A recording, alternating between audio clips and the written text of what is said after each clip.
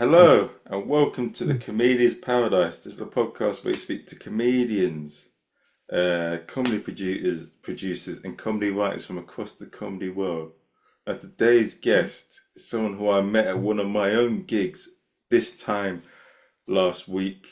He's gigged in Beijing. He's gigged in the notorious, the brilliant, probably the best comedy club in the world, the Comedy Cellar. And it's a privilege to Mm. have him on. Please welcome Tony Chou. Hey, nice to see you. Marin, great to see you again. But in a slightly different attire.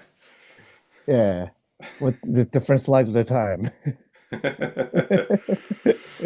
Now, for anyone that doesn't know about you, Tony, tell us a bit Yeah. about yourself, like how you got into comedy and Uh-huh. how you get to speaking with me today on the podcast.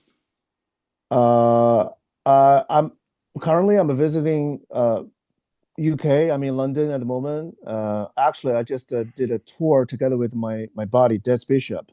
I was supporting him for a national tour in Ireland for a month, and then I say, hey, since I got a UK visa, why not like spend a few weeks in the UK and try to explore the scene in the UK since I've never visited UK. So my comedy started almost over 10 years ago.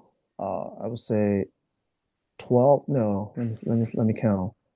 13, no, 12, 12 years ago. But I've been primarily doing Chinese speaking comedy actually. Des Bishop, my buddy like started the comedy club in Beijing, China in 2014 when he was filming a documentary which later aired on RTE in Ireland about China. 6 episodes, comedian style, with a task of him learning Chinese and make Chinese people laugh, and at the same time exploring the Chinese society. And he left after the project was done 1 year later, and I kept the comic club going uh, until now. But after COVID, I don't produce as many shows as I used to because I kind of like sucked with uh, the Chinese censorship. So I spent more time doing English speaking comedy. But actually, I started by doing English comedy in Beijing in 2013 when there was not even no Chinese speaking comedy. And I found a bunch of expats in Beijing. They're doing the open mic. Yeah, I didn't know even that's open mic then. I thought, oh, that's a comedy show, and everybody could get on it to say something. So yeah, let me try. Yeah, that's how I started. But I've heard a few different things from different people. I heard Mm. one thing from someone who no longer exists to me, but they said, sorry, that's very dark. But they said to me that China's got quite a big comedy thing going on over there, and is there Yeah, quite a big English and Mandarin speaking comedy scene over there? yeah. So this is a rise and fall, right? I mean, like English comedy used to be heavily relied on the expat. Like obviously, like China doesn't. It's not a country where English is used on a daily basis. I mean, for the ordinary native Chinese people, right? Except for Hong Kong. Hong Kong people are speaking better English. So in Shanghai, Beijing, or Shenzhen, Guangzhou, there are some English comedy clubs, but highly really rely on the expat. But after COVID, a lot of expats left, so the scene was got shrunk a lot. Yeah, there are comedy shows. There are English speaking comedy shows like in Beijing, Shanghai. Uh, it's the cities that I named, a handful of them. But 99, maybe 95 at least percent of the audience are Chinese, native Chinese people. And and the comedians are mostly Chinese people as well. So it's no, I mean like it used to be more popular, and in terms of quality of the stand-up of comedy, it used to be better, but now it's kind of like a different vibe. I don't know if you've got me right, but um, like I remember when I stepped into the comedy scene in 2013, even for open mics in Beijing back then, there was maybe sometimes about 50 people, 50 Okay. audience. Yeah, Oh, I mean, like, yeah, 50 audience. in Beijing. Yeah, while we were organizing some shows, like even sometimes there were over 100 people for paid shows. Over 100 audience they come to Bloody watch. hell. Yeah, English comedy. But now, yeah, there is one or two influencers who is focused on English speaking comedy. They're in Shanghai. They always have a bigger shows like with people 200 people, 300 people. But like mostly the way I see it is like Chinese people come to learn English out of the native Yeah. comedy, which is very different. I don't think they could understand British humor Yeah. really well. I mean, so yes, it is English speaking comedy, but you know, most of the joke won't work anywhere else. Okay, that's interesting. But what so and isn't there also a big sort of Mandarins like Yeah. Mandarin speaking comedy scene emerging as well? I hear. Is that right? Yes, I think it's the first boom of comedy. It's like the 80s in America, or I don't know how could compare what stage it is. It would be like in the UK, the 70s or 80s, where the market is really booming, is really taking off. Like for Chinese speaking comedians, that's awesome money. That's I think like comedy, even called comedian underdog, are paid so much more than any of the Western countries. Hmm. Uh, so you can only have like 50-minute spot.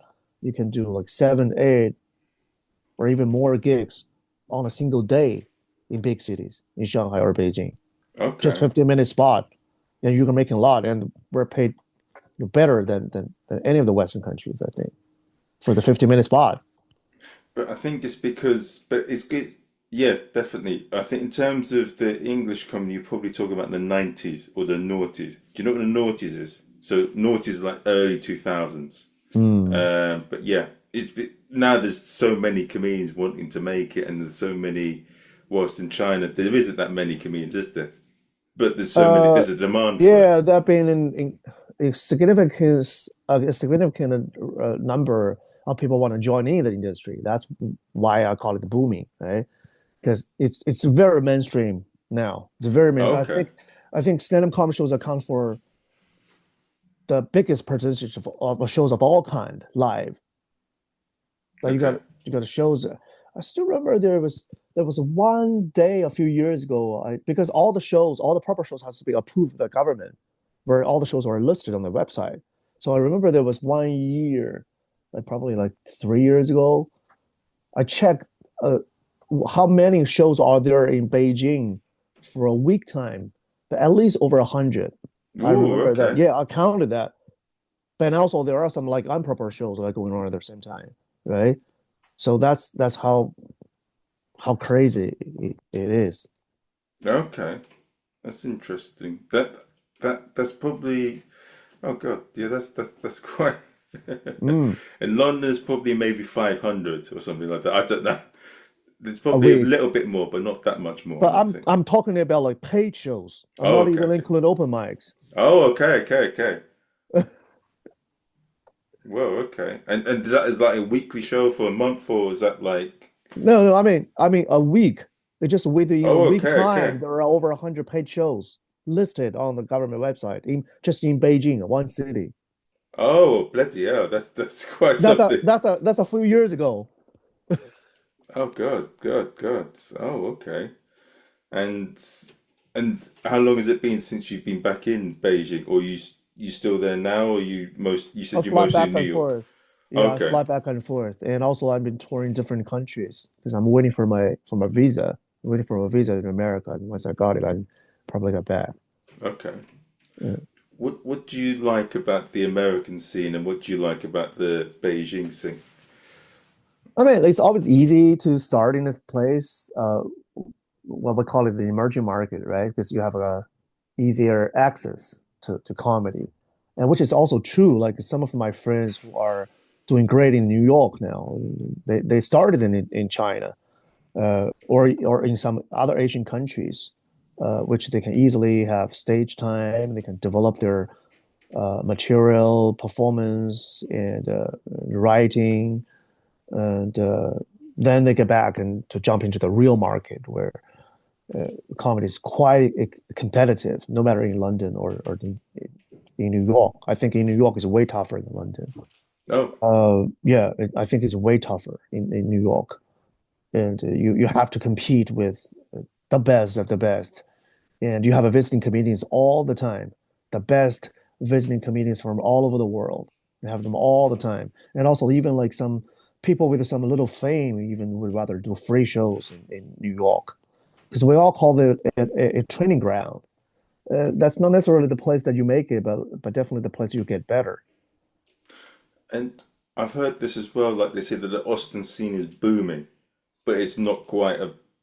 Have you been there as well, or The what show? the The Austin scene? Yeah, yeah.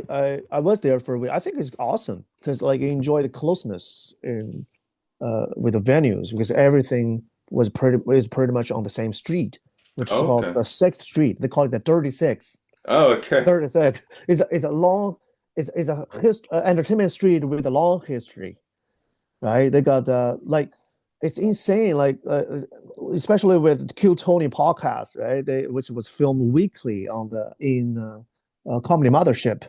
I forgot which day they filmed, like Monday or Tuesday. Every week they filmed. There was a long queue of comedians, almost 100 comedians trying their luck to put their name in the bucket. And some of them are drive all the way from other states for a few hours or for a day, just just try the luck. I feel Oh, like God. yeah, I just feel like, and also like while the show was filming, the next bar, and there was an open mic going on just for comedians waiting for if they can have the luck, Oh, because okay. they do it in the real time, right? They Oh, don't okay. like choose the name right before the show. They just as the show goes on, they pick the name uh, in a bar next door, and to see who's going to be on the show like in 10 minutes. Oh, so they use that bar to choose the acts, or do they? Yeah, yeah. So then the bar next to it was a huge, huge place. Think about that, over 100 comedians just Oh, waiting God. there. So while they were waiting, they just, hey, why not we do another open mic while waiting for the Kill Tony? Oh, God. Bloody hell.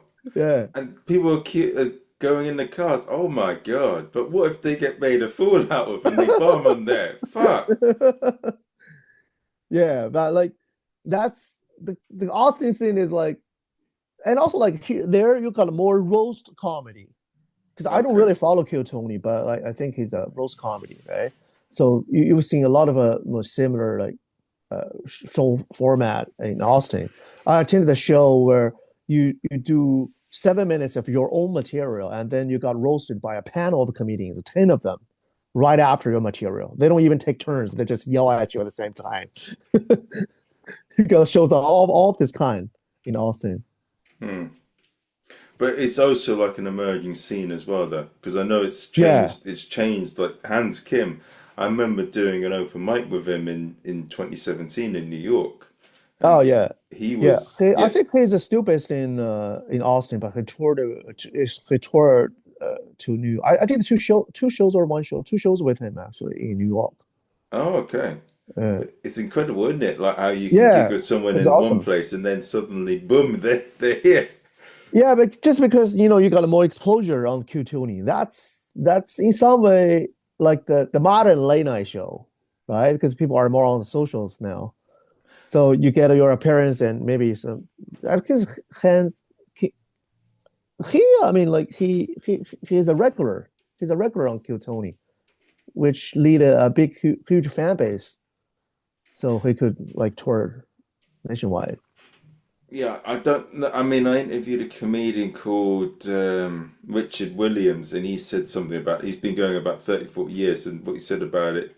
Mm. I mean, it's in elements that you can't really control with the Kill Tony because you could do really poorly and you get humiliated for 1 minute. I mean, some people do well off that, and it's worth taking a lottery, I suppose. I mean, uh, some people, but I mean, you're putting your hands of someone else rather than like building your own line of work. mm, But that's their show mainly about, right? So it's a roast comedians. They love roasting. So you give your own like just 1 minute material to get them know better and think about you, and then you get roasted by them. But I mean, did you ever? Do you have any? Have you seen any talent shows like you have X Factor or America's Got Talent? Do you have any of that in China? Yes, we have a China Got Talent, but I don't think it's still ongoing. I don't But think it's still ongoing. Yeah, but used to have that. It's more a variety show. yeah, it does feel, and it feels a bit like, in some ways, it feels with Killtony. Yeah, They're doing the same yeah, thing. They're making fools out of new comics, but yeah. it is what it is. I mean, yeah, if you do well of it, fucking hell, man, it changes you completely, doesn't it? I know that Hans Kim used to say that he used to live in a caravan or something. Yes, he used to live in a van, and yeah, I saw a short documentary about his life earlier, like when he lives in the van. Yeah, it was quite funny and shocking to me. Yeah, I heard that. Yeah, I heard that a few times in New York about people that were like homeless and that's all they did was comedy. Or I heard quite a few stories about that in New York. In Mm. London, you don't hear that as much. I only know one comic who's homeless that get gigs. But in New York, I heard quite a few examples of that. Yeah, maybe New York is even more expensive than London, and also like in general, the homeless issue is even more serious in America compared with London. I don't see quite equally number of a homeless issue here as what I feel in America in general.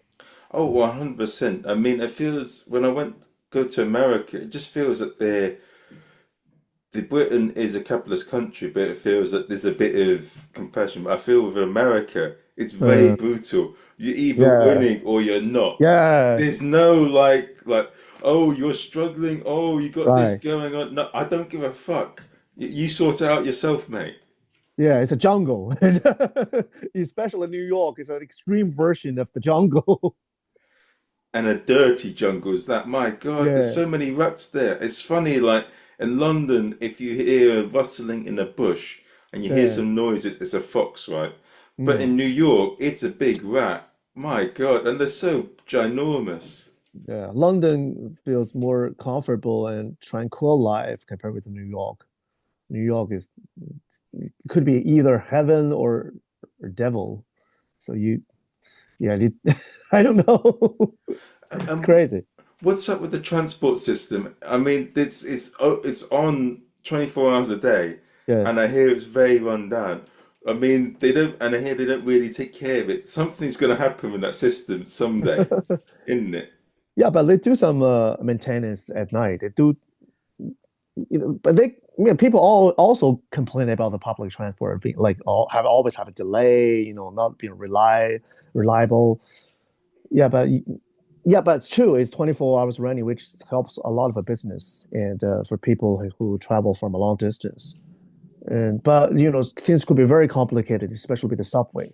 But at night, some the train like they change the route, and maybe a short part of the route was under maintenance or construction. You got the changes all the time, so a bit of a complicated. There was even one time I missed one stop, and I was trying to get back, and then I realized, oh shit! And when the train get on the opposite direction, doesn't stop uh, at the place where I supposed to get off, and then they have to go all the way to Manhattan, and then took another way, like back to the place I stay, which took me a way longer time, like more than an hour. So it could be very complicated at night sometimes. Hmm. It, yeah, it is a unique place, New York. I did have a good time out there, Mm. um, but I do like the honesty of New York as well. Sometimes in Britain we can be a bit too polite, but in New York they're so brutal. Oh my God. Yeah, yeah. I mean, it just feel you like anything could happen in New York. That's the mindset. Like in London, it's very orderly. It's very ordered, right? But in New York, as I said, like in the subway, like you hear the announcements like you do the right thing and be alive, like because there are people jumping on the top of the train all the time and to do the subway surfing. How could you imagine like people are as crazy as this? I don't see this anywhere else. Mm. And but I'll say one thing: the transport is much better, is much cheaper, more affordable in New York. I like the fact that you can pay $100 and you can travel more or less anywhere for a month. Whilst in London, Yeah, that might not yeah, cover you for a week. yeah. London is way more expensive in terms, especially with the train. This is what I realized, especially with the train and also tube. But also it differs with how far away you're gonna go. But in New York, it's just like less than $3, and you can no matter on the bus or on the subway. Yeah, no, it's good Uh, in that regard. mm. But now, so if you had a choice right now, would you choose to be in one or the other, or do you like the fact that you get to travel with Beijing and New York? Yeah, I'm like based in New York and even travel to some other places, you know, at the same time. That's what I've been doing for the last past year. Okay. I've done a tour in Southeast Asia, 5 different countries or areas, uh, and this year, already like UK and Ireland, which is really good. I mean, you you live in a place for a short term, and you get to know the culture and feel like a local. It's good. What do you feel of the? I'm tired now. What do you make of the as a whole? Mm, Do you think that if you do well in New York, do you think that will shut? People always say that New York's at the Mecca of stand-up. Do you mm. feel that as well, Yeah, from what you've seen? I I do feel that. I do strongly feel that. But like we all talk about the shitty open mics, right? Where you have to pay $5 to get on or buy a drink uh, to get on, like to perform to each other. There's no one come to watch you, and there are not as many Brainers show in New York compared with London. There are Brainers show, but you have to be booked on the Brainers show even. But in terms of the quality, that how good the comedians are, I think, yeah, you really feel that because you have a lot of comedians of relocating from other states of America just for comedy. They may have other like main job in New York, but they're really trying hard with comedy. And you, you as I said, you have like comedians visiting all the time, and especially in proper comedy clubs. You feel like, wow, everyone is a TV credit. I mean, everyone is killing. Everyone is not only just like good, but also like in Comedy Cellar, often like, you could see some really big names, several of them on the lineup, the same show. You may have like a few years ago, you may have like Jon Stewart, uh, like even Chris Rock, and even Louis C.K. at the same show sometimes. How crazy that is that? Yeah, yeah, yeah. You're lucky to get one. But how does it feel when you perform so you've performed in the comedy store? What was that experience like? I have never performed in Comedy Store, No, Comedy not comedy Cellar, store, comedy service. Well, Comedy bloody Cellar. hell! Yeah. Yeah, I mean, I was a bit lucky. I was a guest. I was a guest, and because one of my friends was hosting, was a regular host at the Comedy Cellar, and he produces a show called the Chemistry Set, where you do 7 minutes for all material, and then you go with the flow with the host. Yeah, but I was a little bit awkward, like, 'cause for the improvised part, I didn't quite understand my friend's accent, so sometimes I couldn't even understand his questions. He was with a heavy accent. He doesn't speak English as the first language, but he's a really awesome comedian. He's Okay. a really, really good comedian. He opened for Trevor Noah, I think. He toured with the Trevor Oh, Noah okay. Nice. worldwide. Okay. And how was that? What did it make it funnier when you could understand it? A little bit, but like but when you constantly like can't understand him, right, that will be the issue. But it's just like 5 minutes of that part, maybe 5 Okay. minutes, and that was just the second month, I think. The second month I was in the States, I was in New York, and Okay. also like I I have never studied abroad, so my whole life is in China before that. Okay. So like also getting my English better on the way. So yeah, I mean, you could obviously tell that my English is not 100% good, but I'm getting better, and that's also one of the reasons I'm gonna stay in the UK for a while because I'm gonna get train my ear better with the British English. Better Okay. English, yeah, British English is actually harder to me compared with American English. We're more familiar with American English, which they pronounce it very exaggeratedly and more straightforward. Okay. Uh, The rest of the podcast I'm going to do is, hey, Tony, you got to understand what's going on, no, boy. what's Hey, you up? got to know what's going on there. Ooh, ooh. So, Tony, like, you been down to you been down to Texas, Texas? Not Austin. Austin's too decorative. Well, they're not real men and girls. Well, I want to be men, with guns and shooting. Let's talk. Or shall I do, hey, come on, what's going on here? You get a box, you get it with cannoli, you straight Uh, it down the pally, huh? uh, yeah. I was Yeah, I mean, expecting to hear that. yeah, and it's always good like to get my ear trained for British English because like when you have a crowd which is really international, you're gonna get used to like people from different countries and also different background. And when you get better about uh, where they're from and who they are, I think it works better for me to do crowd work. Hmm. So if I do, hey, Jimmy pal, can you understand me? I is from Glasgow. I is a light guy. Oh, I wish I could. Well, I'll do. No, I can't do I'm not gonna do Irish and Northern Irish. I'll get beaten the shit out of. Can you do Liverpool accent? Uh, Scouser. chicken, chicken, chicken. You right, mate, Stevie Gellard. It, it needs a bit of work, but yes, yes, there's Yeah. a lot of. I mean, yeah, UK is great. Have you been gig a lot in different parts of the UK and did like where you've mostly been in London and like Southend and which parts you been? Scotland? Uh, no, yeah, no, yeah. I went to Liverpool.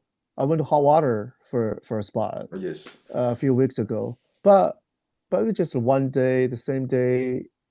I didn't really met a lot of local people. Even the bar runner, right? Benty. I think he isn't with the Binty. have an accent. Yeah, Benty. He isn't with the have an accent. Okay. But I met John Bishop. I met John Bishop is a good friend of my friend John Des Bishop. Okay. I met him in London, in New York. Uh, but he's obviously from Liverpool, right? And yeah, well, I still remember when I was there, I got an issue with with his accent. I but now when I watch the podcast of Kid and Des Bishop, I think I understand more. Okay. So I would say like here, like my time in the UK really helps a bit. Oh, and podcasts are good as well. They're great, Yeah. Mm. as we are now. Mm. No, it's well, the thing is, you mentioned about like in China, like comedy's booming, and it's still like the 70s or 80s. In some Mm. respects, up north, and I think dare I say Scotland, things are Mm. growing quite a lot in terms of people, especially in the north, like the northwest, Liverpool, Manchester, because of hot water. Yeah. There's a lot of people that are building a big name for themselves and making a bit of money from. I don't know what it is, but at the moment, in terms of comedians making good living from comedy, I know Hmm. there's a lot of comics that are doing quite well in London, but a lot of people talk about the northwest scene really booming. Yeah, they're talking about like comedians are better paid in the Oh, north, yeah, much right? better. There's a talk that there's a more of a going out culture in the northwest. I don't know if it's Oh, true. I haven't spent enough time there. I know mm. that they are slightly more friendly. Londoners are Yeah. miserable cunts. No, no, sorry, Uh, I should have said that. mm. But yeah, Londoners, it's such a big city. People are busy, they're focusing on their own lives. But for the most part, I think Northerners are more friendly. Um, Mm. yeah, and there was a big thing at this. They say that a lot of people, comedy clubs in the Northwest used to pay a bit more to get comedians from down south Uh, to go up there, perform there. yeah. Yeah. Um, but I don't know. The pay in comedy is still quite poor, as you say, in the Western nations. Mm. So I was speaking to a few pros, and they're saying that it's maybe comedy's going to become more homogenized in terms of each city because Mm. if they want a headline, I heard one comic tell me that I won't say the name of it, but the guy is a big headline and pro across the country, right? Mm, and it would have cost him more money to travel to the Birmingham Glee than to do a mm, set in London. So he didn't mm, do it. And it's getting, mm. because of the travel and everything's increasing so much, a lot of people may focus more just on their own scenes. Yeah, yeah, especially on the train. And maybe I think it's the same issue. We don't compare. We don't talk about the cost because London, the big cities like London, New York, and Los Angeles, the competition is so fierce. So it's a like it's a supply and demand theory, right? When when people need you more, where there's a less competition, I mean, you probably get better pay, Yeah. right? So, but when there's over a supply, it's gonna harsh competition. Like which reminds me of an alternate job like in China. What was your other job in China where it was like that? Yeah, like because China is too populous, right? We have too many people, Yeah. right? So and we're never short of labor. So Oh, that's true. yeah, so it's going to be very competitive and relatively lower pay. Yeah, but like the pay, the white collar in China is paid really well, but the working culture is toxic. What we call Okay. the 996 working culture, which means like you work from 9 to 9, 6 days a week. You get like you double your pay, but do a work of a 4 or do a work of a 3. So so like the UK lifestyle is quite different from China. More laid back. More laid back. In China, like white collar probably are paid more, but but work way more. Hmm. There's no life. There's no work-life balance. And it's also, but also that people say that in France they work 4 days a week rather than Uh, five. So that's there are people who talk about the work-life culture here also being like that.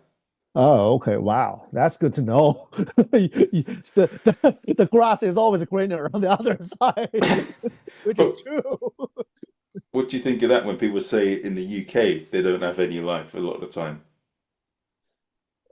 We, like I think like Chinese people, you really think like Europe. There's a term it really goes viral in China in the recent years called lay what was it called lay flat. Okay. Lay flat. They said, "Oh, Europe is a place to lay flat."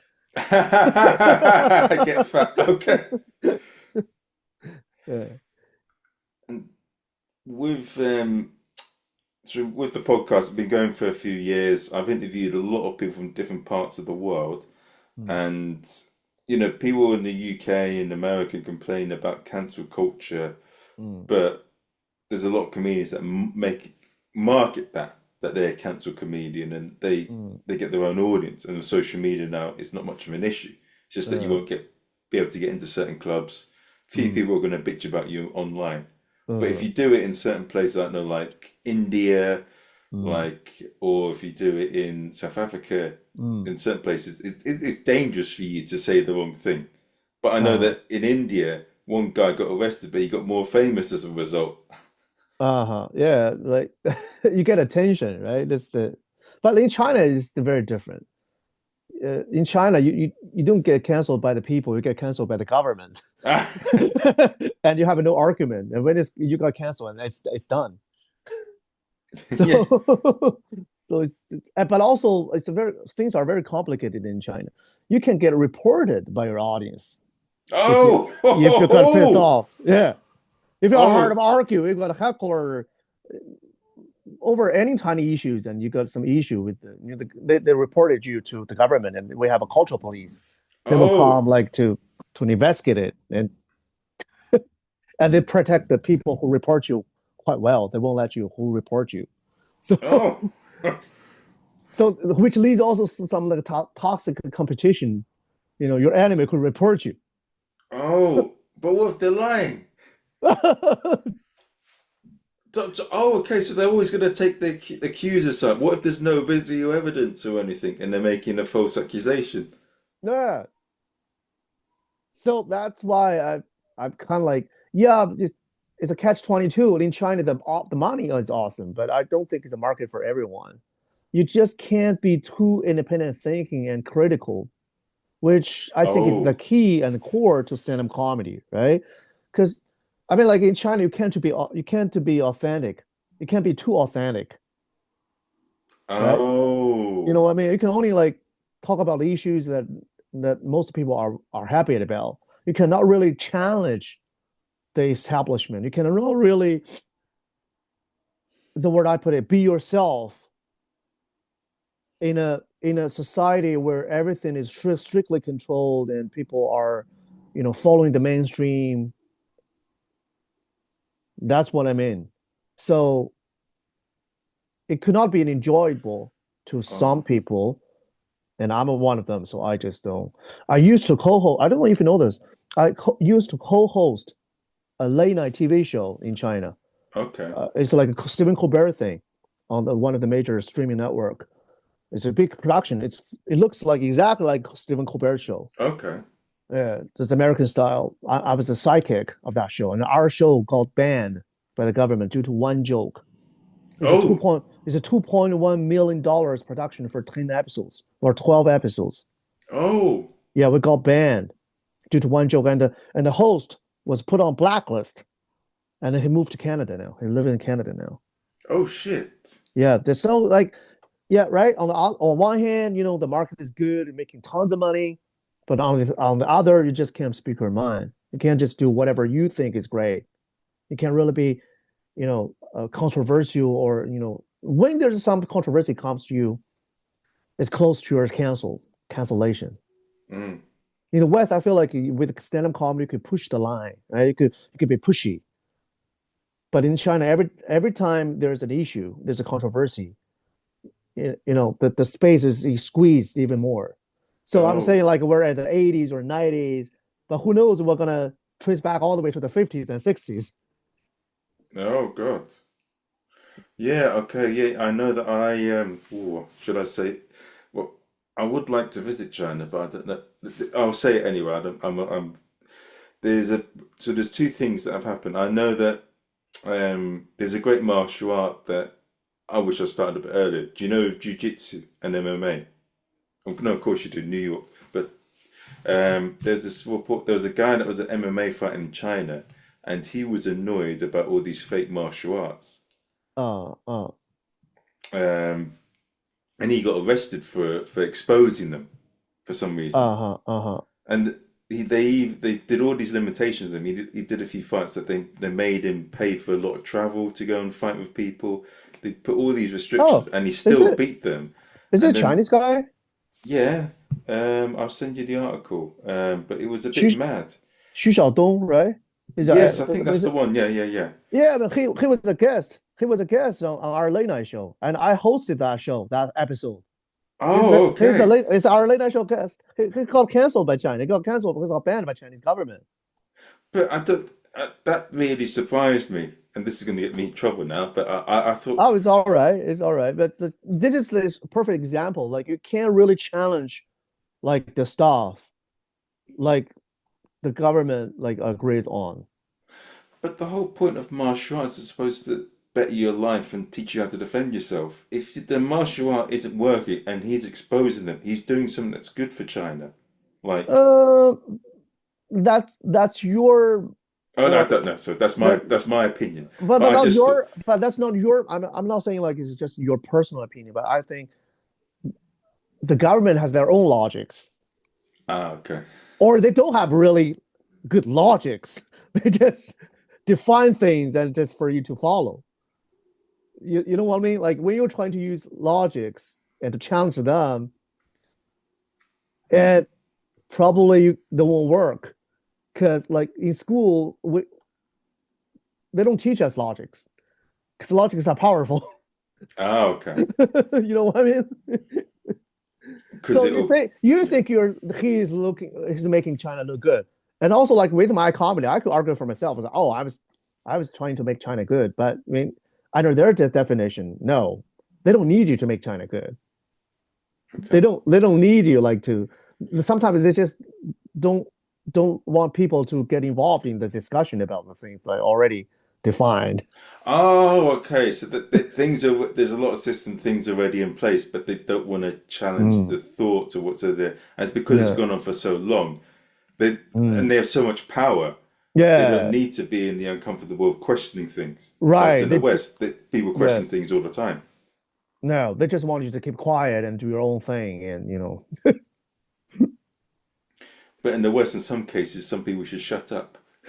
But you've seen some of the things in New York and like some of the things like the big culture wars, and there's a lot of stupidity being spouted out despite Mm. having freedom of speech.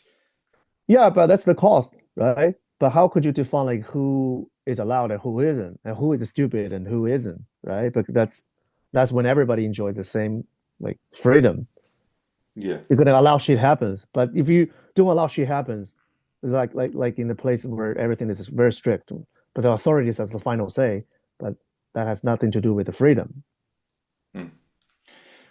What okay. For anyone that is listening right now, actually no, well, is it what so if you're bombing at a gig in China and if you're bombing at a gig in America or in the West, what would be your approaches? So in China, would you worry about you've said the wrong thing and someone's Uh, gonna I do think this? like in China, people are very quiet, right? In the States, the people show more of emotions, or in general in the West, especially in America, like people are more enthusiastic and they're more emotionally related to you, no matter how good your material or how your performance is. Like in the West, you can hear different. Uh, uh, I mean, in China, more often it's you hear laughters and claps, right? And also when people are not uh, feeling really safe, and they tend to clap more instead of laugh because they want to make sure that it's good for them to laugh. That's pretty Asian, right? That's but in America, like people are less aware of it themselves. Like they just laugh out loud and claps, and then sometimes they're when they were with you, they boo, they woo, and they sigh.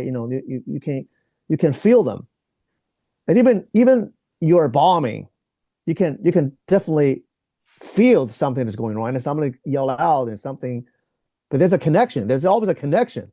But in China, we Obama, people just like, head down, swipe their phones and just don't give a fuck. So, which makes it even harder. And you have to, they pretend to listen or, they just don't give a fuck.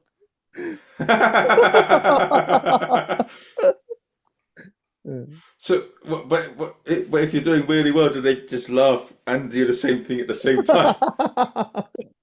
Not necessarily, but it definitely sometimes it takes more time to warm them up, to make them Ah, feel comfortable and drive away their self-awareness. Like I think that's a pretty Asian country, culture. oh yeah, yeah, and that's the same thing with oh yeah, with Germans as well. A lot The of people Germans have are like, said with German really? audiences, right, they're not good at showing whether you're doing well or not. And Uh, comedians would go and think they've done terribly, but then they'll find oh. out at the end that the German people will say, "Oh, you've done fantastic. We love your set," and they'll get them a drink, but they're like, "Why tell your face it?" Oh, okay. But I think like in Asia, it's a different level. I guess it's a different level of that. Hmm. Well, if so in the West, I remember a while ago in a gig that I was running but I wasn't there.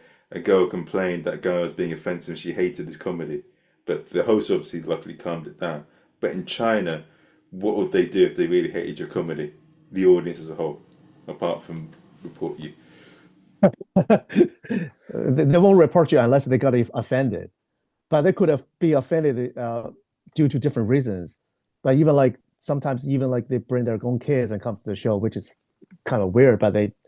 But sometimes they do. But they feel like, oh, you're talking about something that's not relevant, like or like you just use some F word, which could be issue for them, and they could report you, say, hey, this is right. Oh, This is, and sometimes it's something disrespectful to women or the way they think is disrespectful, and they could report you.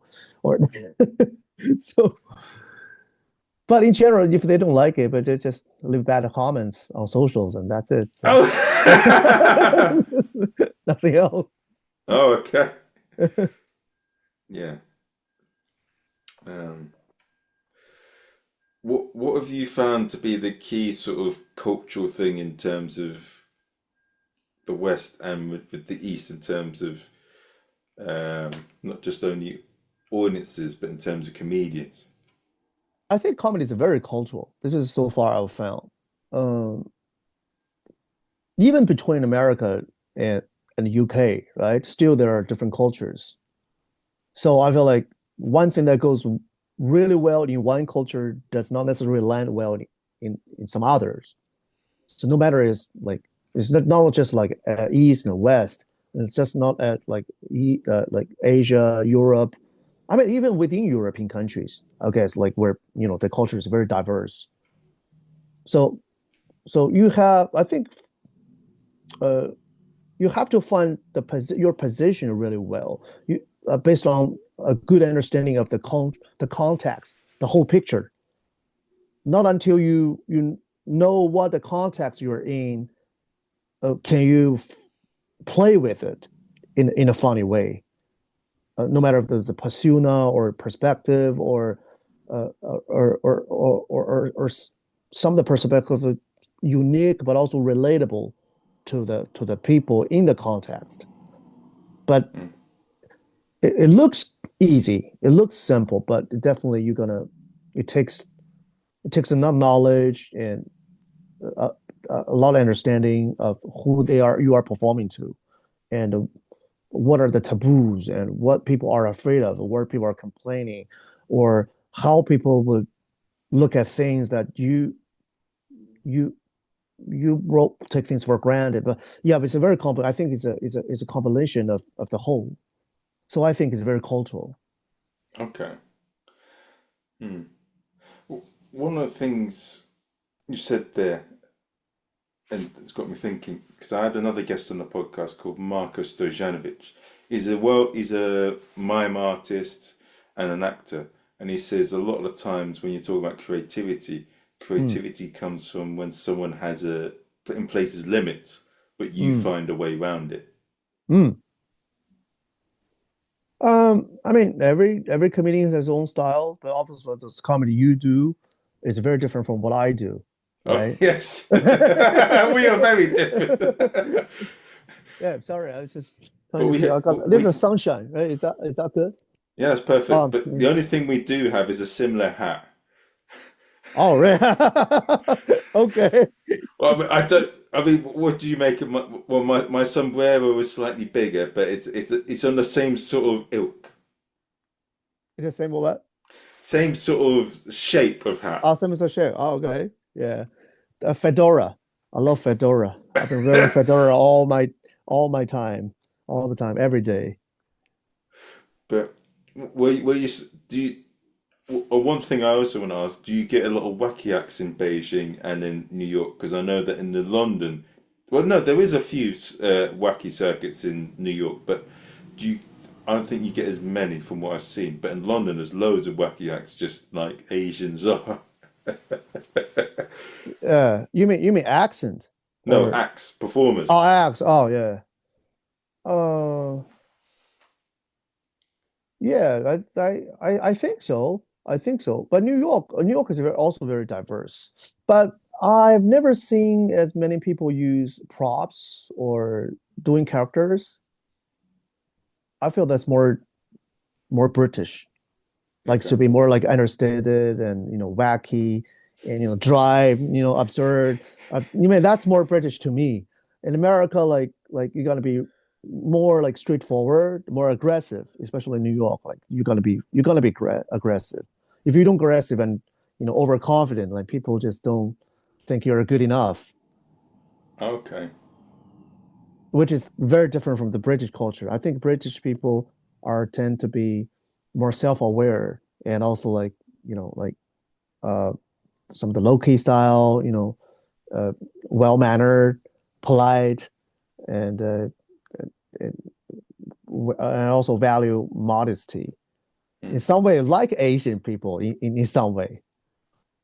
Yeah. Mm.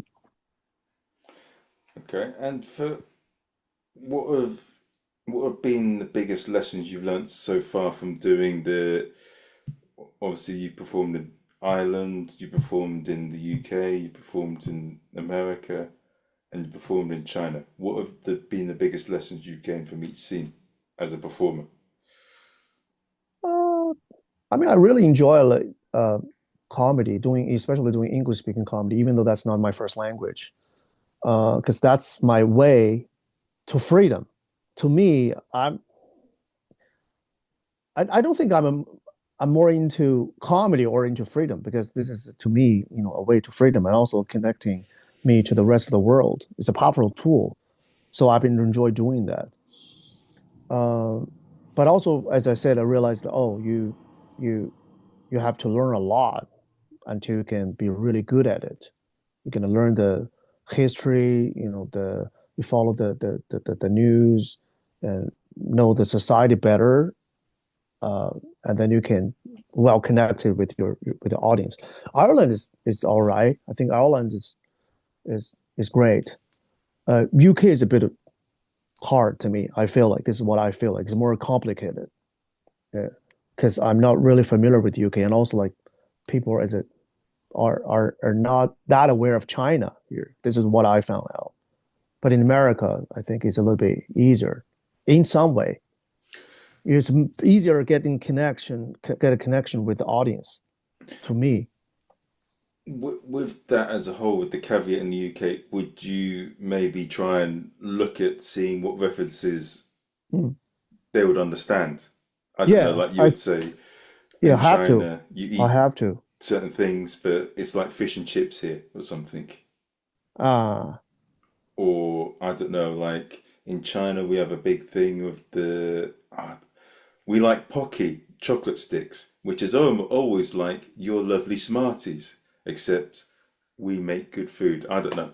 mm, yeah, but it takes time. But that's also like the traveler comedians have to deal with. I mean, for all the traveling comedians, wherever you travel to, but you learn on the way, and that's also one of the purpose of traveling. Mm. You know the difference. I mean, even for Indian comedians, I'm not talking about like a British Indian. I'm talking like Indian comedians from India, right? When they travel here, especially perform to the British Indian crowd, that would be very different. I would assume that would be very different Oh yeah, yeah, yeah. because culturally, but right, people look, on the surface, you think that's easy, right? But actually, it's different. People are from different cultures. And also, well, I was towards Singapore, and the local comedians tell me, oh, there are some Chinese American comedians like doing some shows in Singapore. Sometimes they bomb also, Oh, just because, yeah, but just because the Chinese people in America are the minorities, while in Singapore, you know, it's the majority of the people. So where the social context is way different, and mm. also the culture is different. But this is also blowed my mind. I thought like in China, my mindset is like in Singapore, they speak English as a first language, and they're pretty westernized. That's what I would assume before I spent some time in Singapore.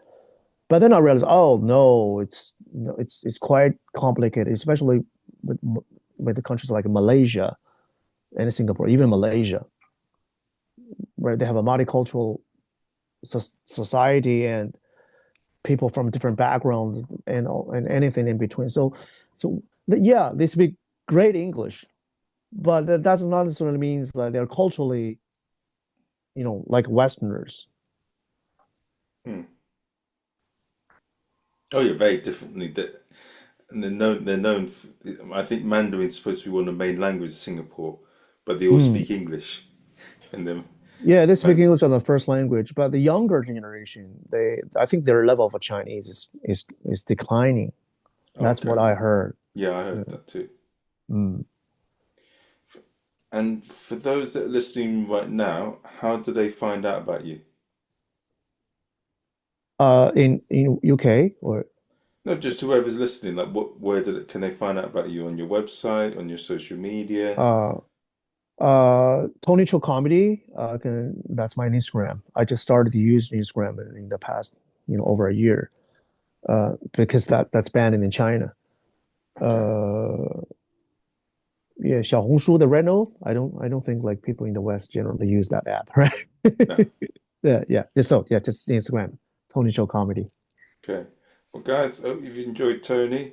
We've got a few episodes next week. Well, no, not next week, in a few weeks. I'm looking to talk to Carl Legacy, who's been to a lot of different comedy festivals across the globe, Mm, and I may be getting a former police officer on. But we'll see what happens, and I'll see you guys soon. yeah, great.